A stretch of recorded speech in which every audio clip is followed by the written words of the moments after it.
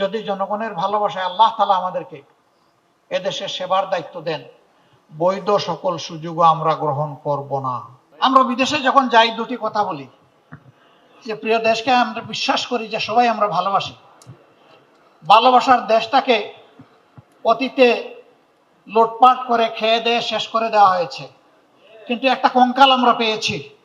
সেই কঙ্কাল নিয়ে ইনশাল্লাহ আমরা সামনে এগিয়ে যাব।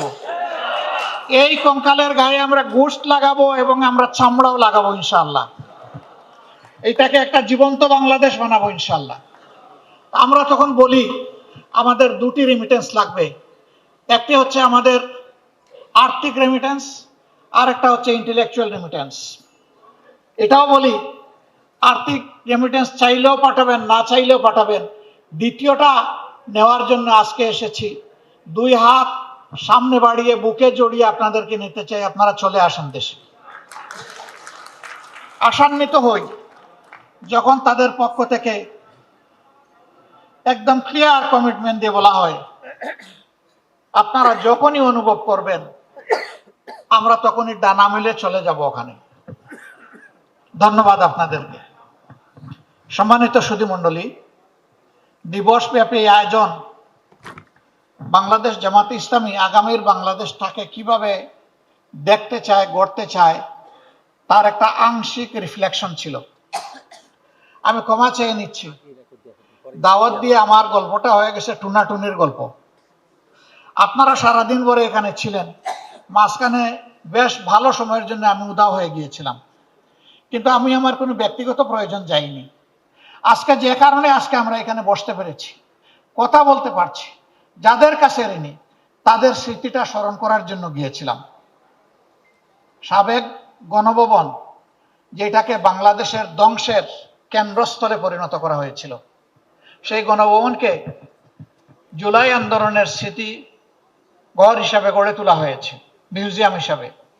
মাননীয় প্রধান উপদেষ্টা আজকে আবার আমাদের এই দিনেই তিনি মোহাব্বত করে সেই সময়টাও রেখে দিয়েছিলেন।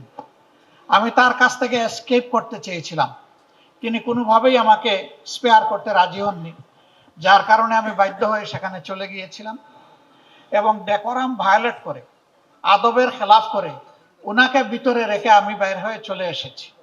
তাও আসতে গিয়ে সারাদিন আপনাদেরকে বসিয়ে রাখতে হয়েছে। আমি আবার মাপ চেয়ে নিচ্ছি, আপনারা আমাকে ক্ষমা করে দিবেন। এটি আমার ইচ্ছাকৃত ছিল না, আমার আবেগ নয়, জাতির আবেগের প্রতি শ্রদ্ধা দেখানোর জন্য আমি গিয়েছিলাম। আমি সেই জুলাই শহীদদেরকে, আহতদেরকে, জুলাই যোদ্ধাদেরকে সবাইকে আমি আরেকবার গভীর শ্রদ্ধার সাথে স্মরণ করছি। সম্মানিত সুধীমণ্ডলী, এই বাংলাদেশ আমাদের সকলের জন্মভূমি। বাংলাদেশ ভালো থাকলে আপনিও ভালো থাকবেন, আমিও ভালো থাকব। বাংলাদেশ ভালো না থাকলে কেউ আমরা ভালো থাকবো না। আমরা শৈশবে যে বাংলাদেশ পেয়েছি, তার আগের যে দেশটা আমরা পেয়েছি, তখনকার সামাজিক শান্তি শৃঙ্খলা এবং সৌন্দর্য যেটা ছিল, দুঃখজনক হলেও সত্য, বিশ্বের দেশগুলোর সভ্যতার সাথে তাল মিলিয়ে সামনে এগিয়ে যাচ্ছে, কিন্তু আমরা সেখান থেকে পিছিয়ে পড়েছি। বিবেকের কাছে যদি প্রশ্ন করি, আমার সন্তান, আমার নাতি নাতনি, আপনার সন্তান, আপনার নাতি নাতনিকে কোন পরিবেশে রেখে আমরা দুনিয়া থেকে বিদায় নেব, আমাদের কাছে কোনো জবাব নাই। অতএব আরেকবার আমাদেরকে যুবক হয়ে লড়তে হবে ইনশাআল্লাহ। যুবকরা সভ্যতার পাল তুলে এবং হাওয়া ঘুরিয়ে দেয়। এই দেশের যুবকরা প্রমাণ করেছে, তারা পালও তুলেছে, হাওয়াও ঘুরিয়ে দিয়েছে। আমরা যুবকদেরকে আহ্বান জানাবো, কাজ তোমাদের শেষ হয়নি, জাস্ট বিগিনিং। তোমরা একটা স্বৈরাচার এই দেশ থেকে তাড়িয়েছ, কিন্তু স্বৈর মানসিকতা এই দেশ থেকে এখনো যায়নি। এটাকে নির্মূল না করা পর্যন্ত লড়াই অব্যাহত থাকবে ইনশাআল্লাহ। আর আমরাও তোমাদের সাথে থাকবো, পাশে থাকবো, পিছে নয়, একেবারে সাথে এবং পাশে। বাংলাদেশ দুইটা গোল যদি অন্তত অ্যাচিভ করতে পারে, তাহলে বাংলাদেশ বদলে যাবে ইনশাআল্লাহ। একটা হচ্ছে শিক্ষার ব্যাকবোনটা যদি ঠিক করে দেওয়া যায়, প্রাইমারি থেকে শুরু করে বিশ্ববিদ্যালয়, শুরু করতে হবে প্রাইমারি থেকে। মূল ঠিক থাকলে গাছও ঠিক হবে, তার ডালপালাও ঠিক মতো গজাবে, পত্র পল্লবে ভরে উঠবে, ফুলও পাওয়া যাবে, ফলও ভোগ করা যাবে। কিন্তু মূলও যদি ঠিক না থাকে তাহলে কিছুই হবে না। এই জন্য আমাদের প্রাইমারি থেকেই আমাদের শুরু করতে হবে। আর আমরা শিক্ষার ক্ষেত্রে মাত্র ছোট্ট দুটি কথা বলছি। এই শিক্ষা হবে নৈতিকতা ভিত্তিক, আর এই শিক্ষা হবে প্রফেশনাল শিক্ষা। আমরা ওই সমস্ত বেকামা থিওরিটিক্যাল শিক্ষা এই দেশের জন্য আর একেবারেই চাচ্ছি না, ওইটাকে বিদায় করে দিতে হবে। সত্যিকারের শিক্ষা দেশে ফিরিয়ে আনতে হবে। 2 নম্বর হচ্ছে সোশ্যাল জাস্টিস। সব ক্ষেত্রে যদি ন্যায় বিচারটা প্রতিষ্ঠিত করা যায়, দুর্নীতি, লুটপাট, চাঁদাবাজি, খুন, রাহাজানি, হত্যা, ধর্ষণ, লুণ্ঠন, গুম সব কিছু নির্মূল হবে। কিন্তু বিচার যদি বিচারের জায়গায় না থাকে তাহলে কোনো কিছুরই কোনো সমাধান করা সম্ভব নয়। এই দুইটা জায়গাটাকে নিতে হবে খুব শক্ত হাতে। এইখানে কোনো ছাড় নাই।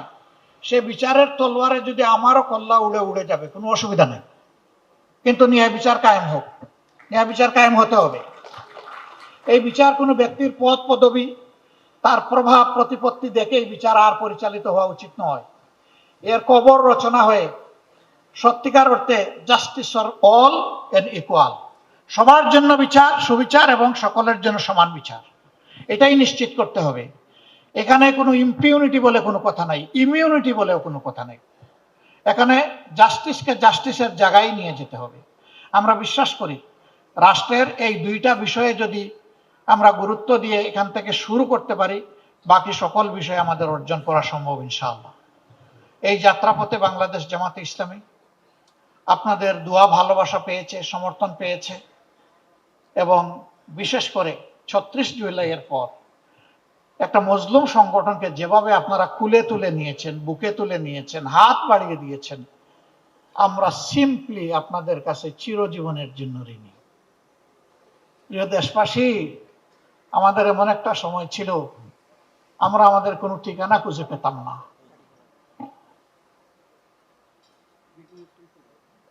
সেই সময়টা আপনারা আমাদেরকে আশ্রয় দিয়েছেন।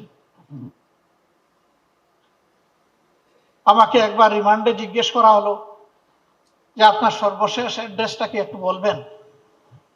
আমি বললাম কোনটা বলবো? বলে যে কোনটা মানে? বলে আমার তো শত শত অ্যাড্রেস। বলে স্যার, এই অবস্থায় আপনি আমাদের সাথে একটু হালকা আনন্দ ভাগাভাগি, বলছিল মস্করা করতে পারেন। আমি বলছিলাম নো, আমি মস্করা করছি না, দিস ইজ রিয়েলিটি। বলছিল আপনি কি একটু বুঝিয়ে বলবেন আপনি কিভাবে শত শত বাড়ির এবং ঠিকানার মালিক? আমি বলেছিলাম যে এই যে আপনাদেরকে ডিউটি দেওয়া হয়েছে, আমাদের পিছনে লাগিয়ে দেওয়া হয়েছে, এই কারণে কোনো বাড়িতে 1 রাত 2 রাত, 1 সপ্তাহ, 2 সপ্তাহ, 1 মাস, এইরকম করেই আমাদের গত 15 বছর কেটেছে। এখন কোনটা বলবো? বলে যে আপনার আর প্রেজেন্ট অ্যাড্রেস আমাদের লাগবে না। That was reality.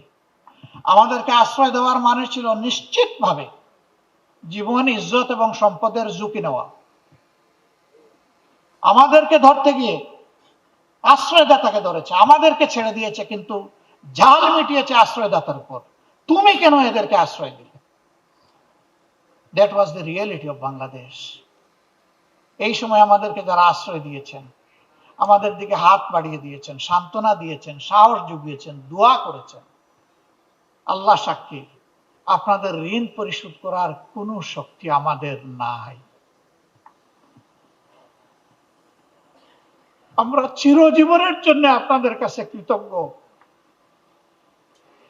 মহান রবের কাছে, প্রভুর কাছে দোয়া করি এই জগতে আপনারা এই মজলুমদেরকে যেভাবে আশ্রয় দিয়েছেন, আল্লাহ যেন তার জান্নাতের কুলে আপনাদেরকে আশ্রয় দেন। প্রিয় দেশবাসী, আপনাদের এই ঋণ আমরা পরিশোধ করার জন্য সামান্য চেষ্টা এই দুনিয়ায় চালাতে চাই। যে দুর্নীতি আর দুঃশাসনের কবলে চাপা পড়েছিল প্রিয় বাংলাদেশ, ওই চ্যাপটা বাংলাদেশ থেকে আমরা একটু টেনে উঠাতে চাই। সেদিন যেভাবে হাত বাড়িয়ে দিয়েছিলেন, আজকেও আশা করি আপনারা আমাদের দিকে হাত বাড়িয়ে দেবেন। ইনশাআল্লাহ আমরা সবাই মিলে ভালো থাকতে চাই। আমাদের সন্তানদেরকে, আগামীর প্রজন্মকে কথা দিতে চাই, ছেলে হোক মেয়ে হোক, সবার প্রতি আমাদের একই কমিটমেন্ট। আমাদের জীবনের শেষটুকু দিয়ে তোমাদেরকে একটি পরিচ্ছন্ন, একটি প্রসপারাস এবং একটি শান্তির বাংলাদেশে রেখে যেতে চাই। আল্লাহ তাআলা আমাদেরকে এই তৌফিক দান করুন। আমরা ইতিমধ্যেই ঘোষণা করেছি, রাষ্ট্রের বৈধ সকল সুযোগও যদি জনগণের ভালোবাসায় আল্লাহ তাআলা আমাদেরকে এদেশে সেবার দায়িত্ব দেন, বৈধ সকল সুযোগও আমরা গ্রহণ করব না। যা না করলেই নয়, শুধু এইটাই আমরা গ্রহণ করব। আমরা চেষ্টা করব ওগুলা গ্রহণ না করেও পারি কিনা। আমরা রাজনীতিকে পেশা হিসেবে গ্রহণ করি নাই, এই রাজনীতিকে আমরা কর্তব্য হিসেবে গ্রহণ করেছি। নেশা শব্দটা শুনতে খারাপ লাগে। নেশা মানে কোনো দিকে একেবারে সম্পূর্ণভাবে ঝুঁকে পড়া। ওই অর্থে যদি বলেন তাইলে রাজনীতি আমাদের পেশা নয়, রাজনীতি আমাদের ঝুঁকে পড়া। এবং আমরা দুনিয়ায় রাজনীতি করি না কোনো পদ পদবীর জন্য, সম্পদকে ফুলিয়ে ফাঁপিয়ে বড় করার জন্য। আমাদের রাজনীতি সার্থক হবে যদি জনগণের চোখের পানি থেমে গিয়ে ঠোঁটের কোনায় সামান্য একটু হাসি ফুটে ওঠে।